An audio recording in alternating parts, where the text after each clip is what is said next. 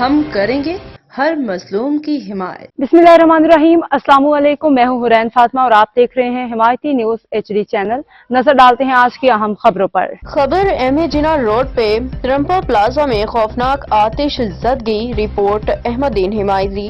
MA जिना road पे वाक़ रंपा plaza में खौफनाक आतिश ज़दगी का वाक़या पेश आया है। आग ने पूरी इमारत को अपनी लपेट में ले लिया, जिसके बायस इलाके में खौफ और हिरास फैल गया।